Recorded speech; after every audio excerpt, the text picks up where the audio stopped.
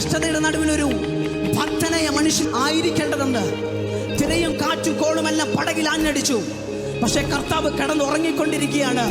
സാരം ഇത്രയേ ഉള്ളൂ.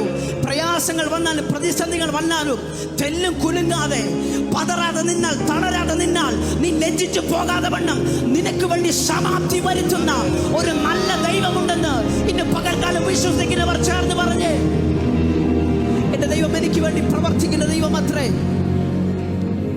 അതുകൊണ്ട് ഞാൻ വിശ്വസിക്കുന്നു, രക്ഷിപ്പാൻ കഴിയാതെ വണ്ണം എൻ്റെ കർത്താവിൻ്റെ കരങ്ങൾ കുറുകിയിട്ടില്ല. കേൾപ്പാൻ കഴിയാതെ വണ്ണം എൻ്റെ കർത്താവിൻ്റെ ചെവി മന്ദമായിട്ടില്ല. എൻ്റെ പ്രയാസത്തിൻ്റെ നടുവിൽ ഞാൻ നിലവിളിക്കുന്ന നിലവിളി കേൾക്കുന്നൊരു നല്ല ദൈവം. കുരുടൻ നിലവിളിച്ചപ്പോൾ അനേകർ പറഞ്ഞു മിണ്ടാതിരിക്ക്.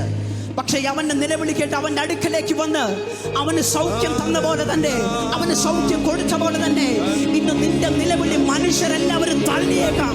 പക്ഷെ ഇത് കേൾക്കുന്നൊരു ദൈവമുണ്ടെന്ന് ഇന്ന് പകൽക്കാലം വിശ്വസിക്കുന്നവരുണ്ടെങ്കിൽ പറഞ്ഞ്, വൻപിനകൾ വന്നിടുകയും പതറുകയില്ല എൻ്റെ ഹൃദയം. കാരണം എൻ്റെ വല്ലഭൻ എൻ്റെ അഭയമാണ്. എനിക്ക് ഭയമൊട്ടുമില്ല.